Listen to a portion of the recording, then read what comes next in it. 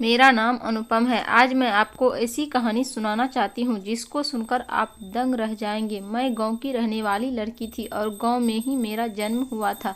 मेरा सारा परिवार गांव में ही रहता था। हम लोगों की बड़ी ख्वाहिश थी कि हम भी कभी शहर जाए, लेकिन शहर में तो बड़े लोग ही रहते हैं जिनके पास रुपया पैसा हो। हम लोग तो बड़े ही गरीब थे। लेकिन एक दिन मेरे लिए एक लड़के का रिश्ता आया। जो लड़का शहर में नौकरी करता था। इस रिश्ते के बारे में मैं सुनकर बहुत खुश हो गई थी, क्योंकि शहर के लोगों को मैं बहुत पसंद किया करती थी। जिस लड़की का रिश्ता मेरे घर पर आया था, वो लड़का शहर में काम किया करता था। उसकी नौकरी शहर में ही लगी हुई थी और वो कभी कभी गांव आता जाता रहता था। पता चला था कि उसके घर में उसके बड़े भाई के अलावा कोई नहीं रहता। बड़े भैया की पत्नी की मौत अभी 3-4 महीने पहले ही हुई है और उनके घर में बहुत ज़्यादा परेशानी हो रही है।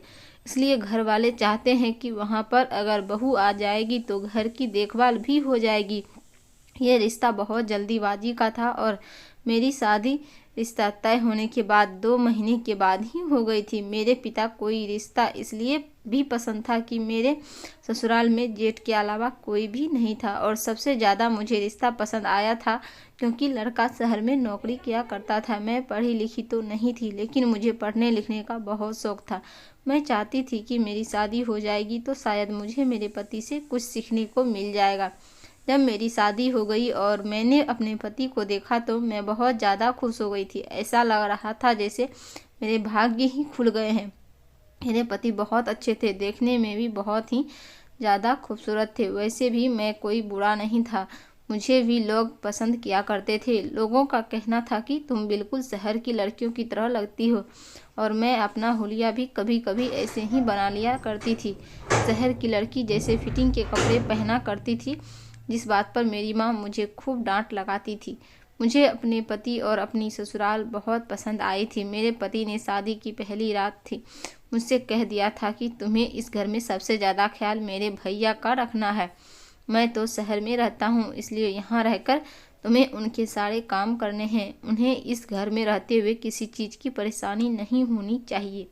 जब भाभी जिंदा थी तो वह घर के सारे काम किया करती थी, और जब से भाभी की मौत हुई है तब से भैया बीमार पड़ गए हैं और उनसे कोई काम भी नहीं किया जाता। इसलिए हम लोगों ने सोचा कि मेरी शादी कर दी जाए, जिससे मेरी पत्नी उनका भी ख्याल रखेगी और इस घर को भी बनाए रखेगी। मैंने अपने पति की हर बात को स्वीकार कर लिया था। आखिर ये मेरा ससुराल था तो मुझे घर के सारे काम करने ही थे। मेरी शादी को 2 महीने हो गए थे और मेरे पति हर महीने में 2-3 दिन के लिए घर का चक्कर लगा लिया करते थे।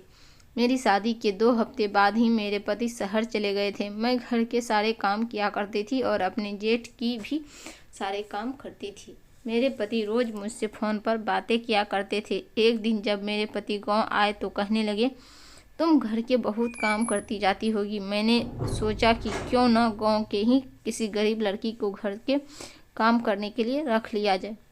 तुम्हारी भी मदद हो जाएगी और तुम्हें उसका साथ भी मिल जाएगा। मैं अपने पति की इस बात से बहुत खुश हो गई थी। उन्हें मेरी कितनी फिक्र थी, इसलिए मैं उनकी इस बात पर राजी हो गई थी। मेरे पति ने घर में काम वाली रख ली थी। वह जवान लड़की थी, उसका नाम अनु था। अब घर में हम 3 लोग ही रहने लगे थे। मेरे घर में मेरे अलावा एक मेरे जेठ और दूसरी काम वाली लड़की रहती थी, जो कि मेरी उम्र की ही थी। कुछ देर घर में रुकने के बाद मेरे पति फिर से शहर वापस चले गए थे। पहले तो मुझे घर में काफ़ी अकेलापन महसूस होता था, लेकिन अब जब से अनु घर में आई थी मुझे काफ़ी अच्छा महसूस होने लगा था। अब मेरे पति को गए हुए 15 दिन गुजर चुके थे, लेकिन पिछले 10 दिनों से मैं यह बात नोटिस कर रही थी कि जब मैं रात को सोती हूँ तो मेरे पैर पर काली स्याही का निशान बन जाते हैं। ये निशान बड़े अजीब से होते हैं। लगातार 10 दिन से मैं ये निशान देख रही थी। कौन था जो रात में निशान मेरे पैरों पर लगाता था, और जब मैं नहाती थी तभी वो निशान मेरे पैरों से ख़त्म होते थे। पहली बार जब मैंने ये निशान देखे थे तो सोचा कि शायद कहीं से लग गए होंगे, लेकिन अब हर रोज़ निशान मेरे पैरों पर आने लगे थे। अब तो मुझे कुछ शक होने लगा था, लेकिन मैं शक करती तो किस पर। मेरे घर में मेरे अलावा बस 2 ही तो लोग थे, लेकिन मैंने ज़्यादा इस बात का ध्यान नहीं दिया था और नज़रअंदाज करने की कोशिश की। पैर पर काले निशान होना कोई इतना बड़ी बात नहीं है। हो सकता है कि मैं नंगे पैर घूमती हूँ, शायद ज़मीन से ही मेरे पैरों पर निशान लग जाते हैं। एक दिन फ़ोन पर मेरे पति मुझसे कहने लगे कि मैं तुम्हें भी जल्दी से अपने पास बुलाने की सोच रहा हूँ। मैं अपने पति की बात सुनकर उदास हो गई थी, बल्कि मुझे तो इस बात से खुश होना चाहिए था कि मेरे पति ने मेरे लिए इतना कुछ किया था। घर में नौकरानी भी रख दी थी जो दिन रात मेरी सेवा में घर पर ही रहती थी, और मेरे पति के भैया जो घर में थे उनका ख्याल कौन रखता। दुनिया वाले देखेंगे तो यही कहेंगे कि जेठ को छोड़कर भाई भी शहर में रहता है, और अब तो अपनी पत्नी को भी ले गया। ये सब बात मैंने अपने पति को बताई। वो कहने लगे कि तुम ठीक कह रही हो, तुम बहुत समझदार हो, तुम्हारे जैसी पत्नी पाकर मैं बहुत ज़्यादा खुश हूँ। अपने पति की बात सुनकर मैं खुश हो गई थी, लेकिन वो शहर जाना चाहती थी और अपने दिल में मैंने इस ख्वाहिश को दबा दिया था। अनु हमारे घर के सारे काम किया करती थी और रात को वो मेरे साथ मेरे कमरे में ही सो जाती थी। पहले तो मेरे जेठ ज़्यादातर टाइम अपने कमरे में ही गुजारते थे या फिर हॉल में टीवी देखकर, लेकिन हॉल में भी वह तभी आते थे जब उन्हें नाश्ता या खाने की ज़रूरत होती थी। मेरे जेठ एक बहुत ही अलग टाइप के इंसान थे। खाना खाने से पहले हाथ धोते थे तो 15 मिनट तक अपने हाथ धोते ही रहते थे, फिर बार बार अपने हाथों को सूंघते रहते थे और कहते थे पता नहीं कौन सा हाथ ठीक से धुला है और कौन सा नहीं। वो अजीब अजीब सी बातें करते थे। मुझसे ज़्यादा बात नहीं करते थे, बस कोई काम होता था तो बुला लिया करते थे, वरना आवाज़ नहीं देते थे। मैं पूरा दिन उस नौकरानी अनु से घर के सारे काम करवाया करती थी और साथ साथ बातें भी करती रहती थी। शुरू के 2 महीने तो ऐसे ही गुजर गए थे। मेरे पति रोहन कभी हर दूसरे तीसरे दिन मुझे फ़ोन आता रहता था। मैं हर बार उनसे उनके बारे में पूछती रहती थी और कहती थी आप घर पर आ जाओ, आपके बिना मेरा घर में दिल नहीं लगता। वो मुझे तसल्ली देते थे कि मैं जल्दी घर वापस आ जाऊंगा। जब कभी मैं नौकरानी से अपने जेठ के कमरे की सफाई करने को कहती तो वो मना कर दिया करती थी। वो कहती थी कि भाभी आप भी मेरे साथ साहब के कमरे में चलो। मुझे साहब से बहुत डर लगता है, वो बार बार मुझे अपने कमरे की झाड़ू लगाते रहते हैं और कई बार मुझसे बेड की चादर भी बदल जाते हैं। कहते हैं कि तुम ठीक से कोई काम नहीं करती, तुमसे सफाई लगाना नहीं आता। मैं नौकरानी की बात सुनकर हंसने लगी और कहने लगी कि वो थोड़े अलग टाइप के इंसान हैं, उनको वहम ज़्यादा रहता है, शायद अपनी पत्नी के मरने के बाद ऐसे हो गए हैं। तो वो कहने लगी नहीं नहीं भाभी, मुझे तो वो आदमी ठीक लगता है, उनकी नज़रें अच्छी नहीं है। भाभी आपको पता है, कल मुझसे कहने लगे कि इतनी कमी है मेरे कमरे में, मैं नहाने जा रहा हूँ, तुम चाहो तो अपना दुपट्टा उतारकर कमरे की सफाई कर सकती हो। मुझे भैया की बात तो बहुत अजीब लगी थी जो मुझे अनु बता रही थी। मैंने उसे तो यह कहकर टाल दिया कि तुम्हें बेटी समझकर तुम्हारा एहसास कर लिया होगा। वो कहने लगी जाने भी दो भाभी, हमने सारी ज़िंदगी तरह तरह के लोगों के घरों में काम किया है, सबकी नज़रें को अच्छी तरह से जानते हैं। यह कहकर वह किचन में काम करने के लिए चली गई। मैंने इस बात को भुला दिया, लेकिन अब जो मेरे साथ हो रहा था वह बड़ा ही अजीबोगरीब था। आखिर कौन था जो काले रंग मेरे पर लगाता था? रोज रात को जब मैं सो जाती थी और सुबह उठकर अपने पैर देखती तो मेरे पैरों पर काले रंग निशान होते थे और मुझे पता भी नहीं चलता था। रात को मैं देर तक जागती रहती थी। मेरी काम करने वाली नौकरानी मेरे ही कमरे में ज़मीन पर बिस्तर लगाकर सो जाती थी। मैं रात के 3 बजे तक फिल्म मूवी देख रही थी और थोड़ी देर बाद ही मुझे नींद आ गई। सारा दिन घर के कामों में लटके मैं पूरे रात जग नहीं पाती थी। एक बार जब मैं अपने जेठ के कमरे में उन्हें चाय देने गई तो मेरे होश ही उड़ गए थे। काली स्याही को मिली में लगाए खाली कागज़ पर कुछ अलितेरे लकीरों खींच रहे थे तो शाम की चाय कमरे में लेकर गई थी, लेकिन जो देख चुकी थी मेरे होश उड़ गए थे। पापी था। जब उनकी नज़र मुझ पर पड़ी तो वह अचानक ही घबरा गए और फिर मुझे देखकर गुस्से से कहने लगे कि तुम बिना पूछे मेरे कमरे में क्यों आ जाती हो? क्या तुम्हें किसी ने यह नहीं सिखाया कि किसी के कमरे में बिना इजाज़त के नहीं जाना चाहिए? इजाज़त मिलने पर ही अंदर आते हैं। पहली बार उन्होंने मुझसे इस अंदाज में बात की थी, मेरा तो रंग ही फीका पड़ गया था। मैं वापस पलटकर सीधा अपने कमरे में आ गई थी और चाय वहीं पर उनके कमरे में टेबल पर रखकर आ गई थी। मेरे दिल की धड़कनें तेज तेज चल रही थी। ऐसा लग रहा था जैसे मेरे सीने से दिल निकलकर ही आ जाएगा। मुझे अपने पैरों पर लगी स्याही का निशान याद आ रहे थे। तो क्या वो निशान मेरे जेठ ने ही मेरे पैरों पर नहीं? ख्याल मेरे दिमाग में आते ही मेरे शरीर कांपने लगा था। यह अजीब सी बात थी। पहले तो मैं दिल ही दिल में इस बात से इनकार कर रही थी कि मेरे जेठ मेरे ससुर समान हैं, उम्र में मेरे पति से काफ़ी बड़े हैं। मैं उनके बारे में ऐसा कैसे सोच सकती हूँ? लेकिन सच में हकीकत यही थी कि मेरे पैरों पर जो निशान होते थे, मेरे जेठ भी उसी रंग की स्याही से कागज़ पर कुछ लकीरें खींचे रहे थे। एक बार मैं अपने कमरे से निकलकर किचन में गई तो मेरे जेठ नौकरानी के बिल्कुल पीछे ही खड़े हुए थे। ध्यान से चूल्हे पर दाल पका रही थी। वो उसके इतने करीब थे कि शायद 1 इंच का फासला हो। मुझे यह बात बहुत अजीब सी लग रही थी और नौकरानी को यह बात पता ही नहीं थी कि वो उसके पीछे खड़े हैं। इसका मतलब कि नौकरानी उस दिन ठीक कह रही थी कि मेरे जेठ की नज़र और नीयत अच्छी नहीं है। मैं किचन में चली गई और मैंने अपने जेठ से कहा, भैया आप यहाँ पर क्या कर रहे हो?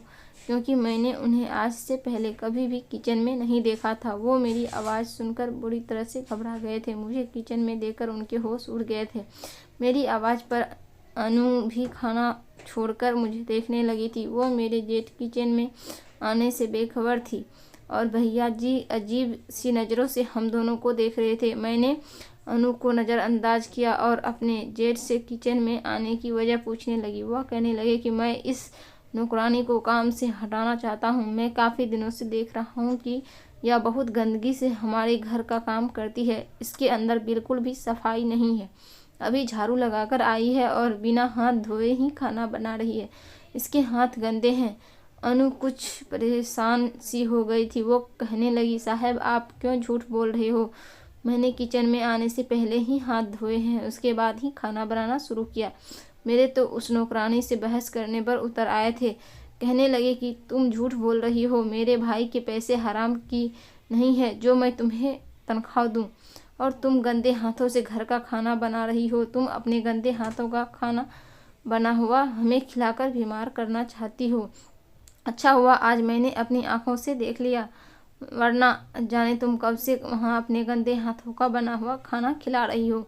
वह नौकरानी अनु से बुरी तरह से किचन में खड़े हुए बहस कर रहे थे। मैंने उन्हें बहुत समझाने की कोशिश की और कहा कि आप किचन से चले जाइए, मैं खुद नौकरानी से बात कर लूँगी।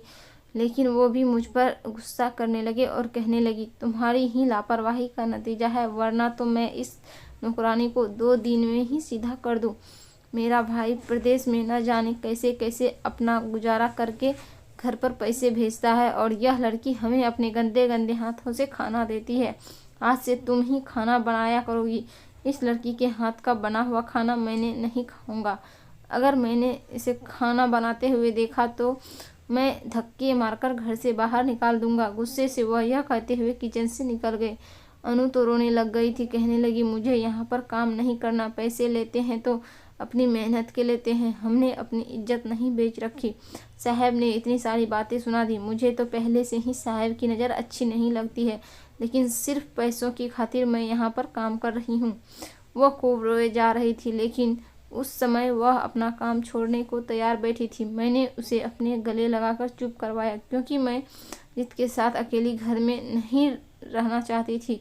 मुझे हौसला था कि एक औरत इस घर में है जो मेरे साथ रहती है। अभी तो मैं एक परेशानी से निकल नहीं पाई थी कि मेरे पैरों पर काले निशान कहाँ से आते हैं, और फिर नौकरानी के होते हुए भी वो मेरे कमरे में कैसे आ सकते हैं।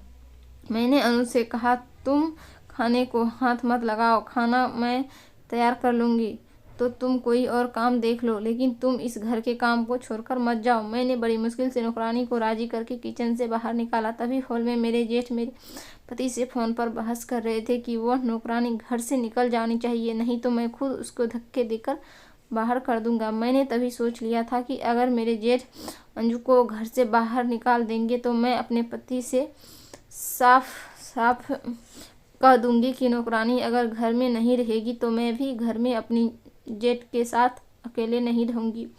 क्या तो अपने मायके चली जाऊँगी या फिर मेरे पति मुझे अपने साथ शहर लेके चले जाएं। भैया को अगर अंजू के बिना खाने से परेशानी है तो खाना मैं बना दूँगी। मेरे पति ने ना जाने अपने बड़े भैया को किस तरह से समझाया था, क्योंकि अब भैया अक्सर फ़ोन पर मेरे पति से अंजू के बारे में किसी तरह की कोई बात नहीं करते थे। मैं खुद ही किचन में खड़े होकर खाना बनाने लगी थी और अपने हाथ से ही खाना लेकर अपने जेठ के सामने लेकर जाती थी। अभी मैं कुछ देर आराम करने के लिए अपने कमरे में जा रही थी कि अचानक वो मुझसे कहने लगे कि आज के बाद मुझे नौकरानी मेरे कमरे की तरफ नज़र नहीं आनी चाहिए। आज के बाद मेरे सारे काम और मेरे कमरे की सफाई भी तुम्हें क्या करेगी। यह सुनकर मैंने हाथ कटे हुए सिर हिलाया और मैंने कहा, ठीक है भैया, आपके सारे काम खुद ही क्या करूँगी। मैंने सोचा कि भैया भी अंजू से उसे मैं 2-4 दिन में काम कर देती हूँ, फिर खुद ही ठीक हो जाएंगे। लेकिन मुझे क्या पता था कि उनका मुझे अपने कमरे में बुलवाने का क्या मकसद था। अगले दिन मैं अपने जेठ के कमरे में उनके कमरे की सफाई करने के लिए चली गई थी। पहले मैंने उनका दरवाज़ा बजाया ताकि मैं उनके कमरे की सफाई कर सकूं और वह कमरे से बाहर निकल जाए। मैंने देखा कि वो फिर से काली स्याही में उंगली डुबोए एक और सफ़ेद कागज़ पर लकीरें खींच रहे थे। मुझे देखकर जल्दी से उन्होंने वो सारे कागज़ अलमारी में रख दिए और सीधे होकर बैठ गए। मैंने कहा, भैया आप कमरे से बाहर चले जाइए, मैं आपके कमरे की सफाई कर देती हूँ। तो वो कहने लगे कि हाँ कर दो। मैंने उनके बेड की चादर बदली और झाड़ू लगाने लगी, लेकिन वह कमरे से बाहर नहीं गए थे और बार बार मुझे ही देखे जा रहे थे। एक बार भी उनकी नज़र मुझ पर से नहीं हट रही थी। उनके इस तरह से देखने की वजह से मैं भी सुकून से काम नहीं कर पा रही थी। मेरे हाथ पैर घबराहट की वजह से बुरी तरह से कांप रहे थे और पसीना भी आ रहा था। मैं बार बार अपने चेहरे के पसीने को दुपट्टे से साफ कर रही थी और साथ साथ फर्श की झाड़ू भी लगा रही थी। मेरे जेठ आराम से कुर्सी पर बैठ गए थे। कुछ देर के बाद वो कुर्सी से उठकर मेरे करीब आ गए और आकर मेरे सामने ही खड़े हो गए थे। तो मुझे भी खड़ा होना पड़ा। वो मुझसे कहने लगे कि इतनी गर्मी हो रही है, तुम अपना दुपट्टा उतार कर झाड़ू लगा लो। मैं तो वैसे भी बाथरूम में नहाने जा रहा हूँ, मैं कोई नहीं है। उनकी बात सुनकर मेरे होश उड़ गए थे। मुझे उनकी कही हुई बात बड़ी अजीब लग रही थी। उन्होंने मुझसे बात इस कदर धीमे शब्दों में कही थी जिससे मुझे बहुत हैरत हो रही थी। मुझे नौकरानी की कही हुई बातें भी मुझे याद आने लगी थी। मैंने कहा, नहीं भैया, मुझे अपना दुपट्टा पहनकर ही काम करने की आदत है। अभी मैं यह कह रही थी कि उन्होंने अपनी जेब से रुमाल निकाला और मेरे चेहरे से पसीना साफ करने लगी। मैं पीछे हट गई। वो भी कुछ घबरा गए थे। फौरन वो अपने कमरे से बाथरूम में नहाने के लिए चले गए और मेरे हाथ पैर बुरी तरह से कांप रहे थे कि आखिर वो मेरे साथ ये क्या हरकत कर रहे थे। मेरे दिल की हालत थी कि धड़कना ही भूल गया था। मैं अपने जेठ की इस हरकत से बहुत डर गई थी। मुझे ऐसा लग रहा था जैसे वो मुझ पर भी गंदी नज़र रखने लगे हैं। मुझे तो अपने जेठ के कैरेक्टर पर शक होने लगा था। मैंने जल्दी जल्दी उल्टी सीधी उनके कमरे की सफाई लगाई ताकि वो बाथरूम में नहाकर वापस ना आ जाए और उनके आने से पहले ही मैं कमरे से निकलकर बाहर चली जाऊं। सारा दिन मैं यही सोच सोच कर परेशान रही थी। रात को जब मैं नौकरानी के साथ अपने कमरे में आई तो वह ज़मीन पर अपना बिस्तर बिछा रही थी। मैंने उससे कहा, अनु जरा इधर आओ, मेरे पास बैठो। वो मेरे पास मेरे बेड पर बैठ गई थी और मेरी तरफ देख रही थी। मैंने उससे कहा, मेरी बात सुनो। मैं सोच रही थी कि अनु को यह बात बताना ठीक रहेगा भी या नहीं। अपना बिस्तर छोड़कर मेरे बुलाने पर मेरे पास आकर बैठ गई थी।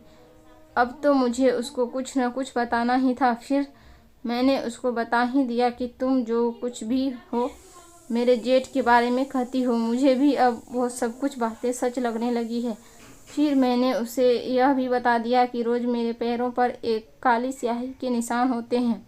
तो वो यह बात सुनकर फौरन हैरान होकर फटी फटी आंखों से मुझे देखने लगी और कहने लगी, भाभी, मुझे तो आपकी जेठ पर पहले से ही शौक है। मुझे तो लगता है कि आप पर वो कुछ गलत भी कर रहे हैं। मैंने उससे कहा, तुम्हारा गलत से क्या मतलब है।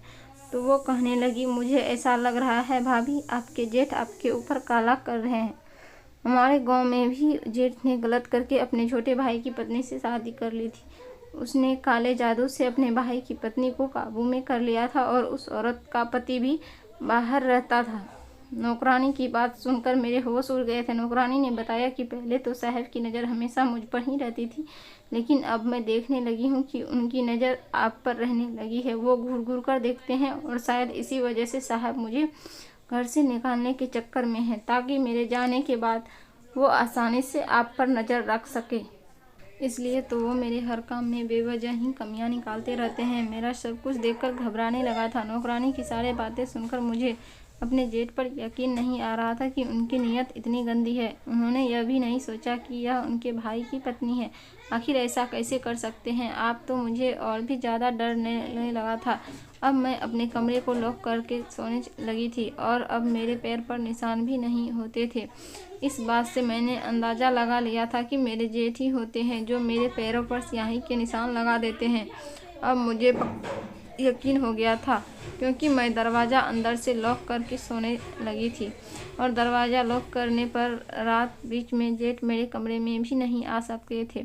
जब मैं दरवाज़ा लॉक करके नहीं सोई थी तो ज़रूर मेरे कमरे में मेरे जेठ ही आते होंगे। शायद कोई गलत काम भी करते हो, लेकिन ऐसा कैसे मुमकिन था? जब मैंने कमरा बंद करना शुरू कर दिया था, मेरे जेठ मुझे घूर घूर कर देखने लगे थे, लेकिन मैंने उनकी परवाह नहीं की। कुछ दिन बाद मेरे जेठ मुझ पर चिल्लाने लगे। बेवजह ही वो मुझे डांट रहे थे। कहने लगे कि तुम अपने कमरे का दरवाज़ा क्यों बंद करती हो? मेरा भाई तुम्हें मेरी जिम्मेदारी पर यहाँ छोड़कर गया है। औरतें और मुझे इस नौकरानी पर बिल्कुल भी भरोसा नहीं, इसलिए खुद रात को बार बार आकर तुम्हारे कमरे में जागता रहता हूँ कि कहीं यह कोई कीमती चीज़ चुराकर यहाँ से ना भाग जाएं। अपने जेठ की किसी भी बात पर मुझे यकीन नहीं आ रहा था, बल्कि वह जिस तरह से मुझे डांट रहे थे, मुझे उनका यह अंदाज़ा भी पसंद नहीं आया था। मैंने अपने पति से भी कह दिया था कि जल्द से जल्द मुझे अपने पास बुलाने का बंदोबस्त करो, मुझे आपके पास आना है। जो बात मुझे मेरे पति ने बताई, यह सुनकर तो मुझे ना आने लगा था। वह कहने लगे कि भैया ने मुझे तुम्हें यहाँ बुलाने से सख्ती से मना कर दिया है। वह कहते हैं कि अनुपम कभी यहाँ से बाहर नहीं जाएगी। मैं सुनकर रोने लगी। मैंने अपने पति से कहा, आखिर आपके भैया मुझे क्यों रोकना चाहते हैं?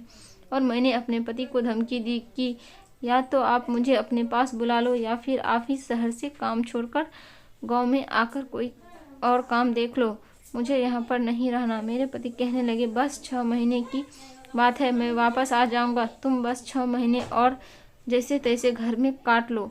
मैं इस बात पर भी नहीं मान रही थी, लेकिन मेरे पति अपनी मजबूरियां बताने लगे कि 6 महीने बाद उनका प्रमोशन हो जाएगा और उनको अच्छे खासे पैसे मिलने वाले हैं। अगर छोड़कर आ गए तो उन्हीं का नुकसान होगा। टाइम से नौकरी कर रहे हैं, उसका फल मिलने वाला है, तो तुम मुझे बुलाने की जिद पर लगी हुई हो। मैं अपने पति की मजबूरियां मानती या इस घर में रहकर इतनी सारी परेशानियां झेलती? मेरी कुछ भी समझ में नहीं आ रहा था कि मैं क्या करूं। मुझे अपने जेठ से बहुत ज़्यादा चिढ़ होने लगी थी। न जाने वह क्या चाहते थे। मैं अपनी वजह से इस घर में सांस भी नहीं ले सकती थी। रात को अपने कमरे में लॉक लगाकर होती थी। वह चिल्लाने लगते थे। अपने सारे काम भी उन्होंने नौकरानी से करवाने के बजाय मुझ पर ही सौंप दिए थे। जिस तकलीफ समय से गुजर रही थी वो मैं ही जानती थी। अब तो हर बात पर वो मुझे रोकने टोकने लगे थे। मुझे घर में अपने जेठ की मौत की बहुत ही बुरी लगने लगी थी। कभी कभी मेरे दिल में यह भी ख्याल आता था कि अपने पति से कहा कि आप अपने भाई की दूसरी शादी करवा दो, शायद दूसरी पत्नी आने से इनका दिमाग ठीक हो जाए। लेकिन फिर मैं यह भी सोचती थी कि मेरे पति मुझे इस बात पर डांट ना दे कि मैं उनके भैया के बारे में कैसी कैसी बातें कर रही हूँ। मैं किसी टाइम पर अगर अपने कमरे में आराम करने भी चली जाती तो वह हंगामा मचा देते थे कि तुम्हें मेरी कोई फिक्र नहीं है और मेरी परवाह नहीं है। मुझे खाना देकर तुम समझते हो कि तुम्हारा जिम्मेदारी पूरी हो गई। मैं अपने भाई से तुम्हारी शिकायत ज़रूर करूँगा। मैं उनके रोज़ रोज़ के इस बेहद से बहुत तंग आ चुकी थी। मैंने कहा कि आप बताइए, आपको मुझसे क्या काम है? मैं आपका कमरा भी खुद साफ करने लगी हूँ, आपके सारे काम भी खुद ही करती हूँ। खाना चाहिए सब कुछ आपको टाइम पर देती हूँ। इसके अलावा मेरी और क्या जिम्मेदारी है? तो मेरे जेठ कहने लगे कि तुम मेरे पास बैठकर मुझसे बातें नहीं करती हो, मुझे टाइम नहीं देती हो। आखिर मैं उनके छोटे भाई की पत्नी होकर उनसे क्या बातें करती और किस तरह से टाइम देती? यह काम मेरे लिए बेहद मुश्किल था कि मैं बैठकर उनके साथ बातें करूं। भला मैं उनसे क्या बातें कर सकती थी? उन्हें खुद ही यह सोचना चाहिए था ना। उनका कोई दोस्त था कि वह घर से बाहर आते जाते या फिर उनका कोई दोस्त घर में आ जाता। घर में तो न कोई आज पड़ोसी आता था और न ही कोई उनका रिश्तेदार आता था। गांव में भी उनके गलत व्यवहार के चर्चे थे। लोग उनसे बात करने से पहले या तो डर जाते थे या फिर घबरा जाते थे। इस बार मैंने उनकी बात से साफ इनकार कर दिया। मैंने कहा कि आपको मेरी शिकायत मेरे पति से लगानी है तो आप शौक से मेरी शिकायत लगा सकते हैं, लेकिन मैं आपके साथ बैठकर बातें नहीं कर सकती। इस घर की बहू होने के नाते मैं जो कर सकती हूँ वो कर रही हूँ। मैं अपनी जिम्मेदारी को पूरी तरह से निभा रही हूँ। इससे ज़्यादा की उम्मीद आप मुझसे ना ही रखें तो बेहतर होगा। मेरी बात सुनकर वो गुस्से से भड़क उठे, लेकिन मुझे कुछ नहीं बोले। अपने कमरे में वापस चले गए और कमरे के दरवाजे को अंदर से बंद कर लिया। नौकरानी भी वहीं खड़ी हुई हमारी सारी बातें सुन रही थी। वो कहने लगी, भाभी आपने उनके साथ बिल्कुल ठीक किया। भला कोई साहब की पत्नी थोड़ी है जो घंटों से बातें करती रहे। मुझे नौकरी की बात बिल्कुल सही लगी। मेरा भला क्या रिश्ता था जो मैं उनसे बैठकर बातें करती। मैंने सोचा कि अच्छा ही हुआ मेरे जेठ मुझसे नाराज़ हो गए। कम से कम अब वो मुझे परेशान तो नहीं करेंगे। उसी रात जब हम लोग सो गए तो रात को जो मेरे साथ हुआ उससे तो मैं बहुत ज़्यादा डर गई थी। सुबह जब मेरी आँख खुली और मैंने अपने पैरों को देखा तो मेरे पैरों पर काले रंग के निशान लगे हुए थे। नौकरानी अभी तक सोई पड़ी थी। मैंने उसे बताया तो वह कहने लगी, भाभी मेरा सर दर्द से भारी हो रहा है। मुझे नींद बहुत तेज आ रही है। रात भी मुझे होश नहीं रहा कि मैं कहाँ सोई हूँ और कहाँ नहीं। फिर वो कहने लगी, हाँ भाभी मुझे याद आया, रात को मेरे सर में हल्का सा दर्द हो रहा था। साहब ने मुझे एक सर दर्द की गोली दी थी। कहने लगे कि ये खा लो, ठीक हो जाएगा तुम्हारे सर का दर्द। लेकिन न जाने वह गोली खाते ही मुझे बहुत तेज नींद आने लगी और मुझे अपना होश नहीं रहा। नौकरानी की बात सुनकर मैं रोने लगी। किसने तो गोली खाई थी, लेकिन मैंने तो ऐसा कुछ भी नहीं खाया था। तो फिर मुझे क्यों याद नहीं आता? आखिर क्यों मेरे पैरों पर यह निशान होते हैं? अब मैंने सोच लिया था कि मैं अब चुप नहीं रहूँगी। बस अब मेरे जेठ की हरकतें बहुत हो चुकी है। मैंने अगली रात नौकरानी को नींद की गोली खिलाने का बहाना किया और अपने बेड पर सुला दिया ताकि मेरे जेठ को यह लगे कि नौकरानी सोई हुई है और मैं खुद छुप गई थी। नौकरानी को मैं पहले ही सब कुछ बता चुकी थी। वह यह जानने की वजह से मेरी मदद करने के लिए तैयार हो गई थी। मैं सोफे के पीछे छुप गई थी। मैंने कमरे में लॉक भी नहीं लगाया था और दरवाजे को ऐसे ही बंद कर दिया था। जब रात के 1:30 बजे मेरे जेठ कमरे के अंदर आए और मेरे बेड की तरफ जाने लगे, मैं छुपकर उनको देख ही रही थी कि शायद वो बेड पर मुझे सोता हुआ समझ रहे थे, लेकिन बेड पर तो नौकरानी सोई हुई थी और मैं छुपकर उनको देख रही थी। यह बात उनको नहीं पता थी। जैसे ही वो बेड की तरफ गए तो एकदम से मैंने लाइट जला दी। मेरे जेठ बेड से पीछे हट गए। मुझे अपने पीछे देखकर वह हैरान रह गए थे, लेकिन तभी अचानक से कमरे में 3 आदमी आ गए जिनके मुंह पर मास्क लगे हुए थे। उन्होंने मेरे और मेरे जेठ के हाथ बांधना शुरू कर दी है। हम दोनों के हाथ रस्सी से बांधना शुरू किए और हमारे मुंह पर रुमाल बांध दिया। हम दोनों अपने हाथ को छुड़ाने की बहुत कोशिश कर रहे थे, लेकिन नाकाम रहे। न जाने ये लोग कौन थे। हम तो इनको जानते भी नहीं थे और ये लोग मेरे कमरे में क्या कर रहे थे। मेरी आंखों से बेबसी के आंसू निकल रहे थे। आदमियों ने कुर्सी पर मुझे और दूसरी कुर्सी पर मेरे जेठ को बैठा दिया था। मेरे जेठ को भी रस्सियों से बांधा हुआ था। सामने 3 आदमी खड़े हुए थे और मेरी अलमारी से सारे जेवरात और पैसे निकाल रहे थे और नौकरानी भी और लोगों के साथ ही खड़ी हुई थी। सारा खेल उसी का ही रचाया हुआ था। नौकरानी के ही साथ थे और कह रहे थे कि हम तो न जाने कब से घर से हर चीज़ से हाथ साफ कर चुके होते। बस वो मेरा भरोसा जीतना चाहती थी। उसने बताया कि वह जानबूझकर मेरे दिल में मेरे जेठ के खिलाफ सब डाल रही थी। मेरे पैरों पर भी काली स्याही के निशान वही लगाया करती थी ताकि मुझे ऐसा लगे कि मेरा जेठ मुझे अपने काबू में करने के लिए मुझ पर कोई जादू टोना कर रहा है। और फिर दूसरी तरफ से वो मेरे जेठ को भी मेरे खिलाफ भड़काया करती थी। उनसे कहती थी कि आपके भाई की पत्नी बिल्कुल भी अच्छी नहीं है, वो आपको समय देने के लिए तैयार नहीं है, वो आपकी सेवा नहीं करना चाहती, बस आपको इस घर में अपने पति की वजह से झेल रही है, इसलिए तो आपसे कोई बात भी नहीं करती। क्योंकि मेरे जेठ को पता था कि वह कुछ वहमी है और इसलिए वह नौकरानी जानबूझकर झाड़ू वाले हाथों से खाना बनाया करती थी कि हम दोनों एक दूसरे से उलझते रहे और वो अपना काम यहाँ से करके चुपचाप निकल जाए। जब मैंने उस रात अपने प्लान के बारे में बताया तो उसने 3 मर्दों को बुला लिया जो उसके गैंग के ही थे उसने कोई नींद की दवाई नहीं खाई थी। वो मुझे और मेरे जेठ को एक कमरे में इकट्ठा करना चाहती थी और उसने मुझे जितनी भी बातें मेरे जेठ के खिलाफ बताई थी वो सब झूठी थी। और रात को उसने मेरे जेठ से कहा कि आपके भाई की पत्नी मुझे अपनी जगह सुलाकर रात को किसी से मिलना चाहती है। अगर आपको यकीन नहीं आए तो रात को कमरे में आकर देख लेना। इसलिए मेरे जेठ रात को कमरे में आए तो बेड के पास जाकर यही देखने जा रहे थे कि बेड पर कौन सो रहा है, और तभी उनके बेड के करीब जाते ही मैंने लाइट जला दी थी। मुझे कमरे में देखकर वापस जाने लगे तो कमरे में 3 मर्द खड़े थे जिनके हाथ में तेज धारदार चाकू थे। नौकरानी भी उठकर खड़ी हो गई थी। इन तीनों मर्दों के कमरे में आते ही उन्होंने हमें रस्सियों से बांधना शुरू कर दिया था। वो हमारे घर से सारा सामान चोरी करके ले जा रहे थे। लेकिन उस रात अच्छा ये हुआ था कि मेरे पति हम लोगों को सरप्राइज़ देना चाहते थे और उसी वक्त रात वह घर वापस आ गए थे। घर का मेन गेट खुला हुआ था तो वह यह देखकर घबरा गए। जब नजर अंदर आए तो उन्होंने मर्दों की आवाज़ें सुनी तो वह समझ गए थे कि घर में कोई चोर घुस आया है।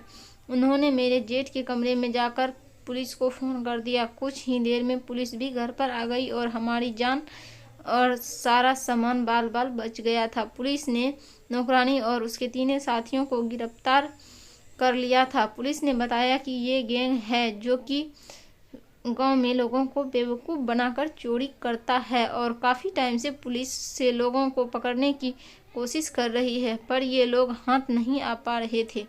आज लोग हाथ आ गए हैं तो अब गांव में चोरियां होने कम हो जाएंगी। मेरे जेठ ने मेरे पति को वापस दूसरे शहर जाने से सख्ती से मना कर दिया कि हम कम पैसों पर गुजारा कर लेंगे, लेकिन किसी नौकर को दिन रात अपने घर में नहीं रखेंगे। कुछ नौकर घर के भेदी होते हैं। घर के बारे में सारी जानकारी लेने के बाद जब उन्हें मौका मिलता है तो अपना काम करके फरार हो जाते हैं। मेरी शादी को 7 साल गुजर गए हैं। मेरे पास 3 बच्चे भी हैं, लेकिन मैं घर के सारे काम अब खुद ही क्या करती हूँ। मेरे पति ने भी शहर वाली नौकरी छोड़ दी है, वह गांव में ही काम किया करते हैं। अगर मेरे पति घर में नौकरानी रखने को कह भी देते हैं तो मैं साफ साफ इनकार कर देती हूँ कि चूँकि मैं नहीं चाहती कि हम दोबारा से वही गलती करें जो पहले कर चुके हैं। कभी कभी हम लोगों पर इतना भरोसा कर लेते हैं कि वो हमें ही बेवकूफ़ बना देते हैं। अपनी नौकरानी की बातों में आकर अपने जेठ पर शक करने लगी थी। यही वजह थी, इस बात का फ़ायदा उठाकर वो नौकरानी हमें बेवकूफ़ बना रही थी। किसी भी इंसान पर हमें इतना ज़्यादा भरोसा नहीं करना चाहिए। उससे पहले उसके बारे में देखभाल करनी चाहिए। अब मैं अपने पति के साथ बहुत खुश हूँ और मेरी ज़िंदगी बहुत अच्छी गुजर रही है। उसके बाद मैंने अपनी जेठ से माफ़ी मांग ली थी कि मैंने नौकरानी के बहकावे में आकर आप पर जितना भी शक किया, आप मुझे उसके लिए माफ़ कर दीजिए। उन्होंने मेरे सर पर हाथ रखा और कहने लगे कि तुम मेरी छोटी बहन की तरह हो। मैं कभी भी तुम्हें आंख उठाकर देख भी नहीं सकता। मैं बस उस नौकरानी की वजह से तुम पर निगाह रखने लगा था। मेरे पति ने अपना कारोबार गाँव में ही कर लिया है और गाँव के काफ़ी सारे लोग और मेरे जेठ भी उसके साथ काम करते हैं। दोस्तों, उम्मीद करती हूँ आपको हमारी कहानी पसंद आई होगी, तो वीडियो को लाइक करें, चैनल पर तो चैनल को सब्सक्राइब करें।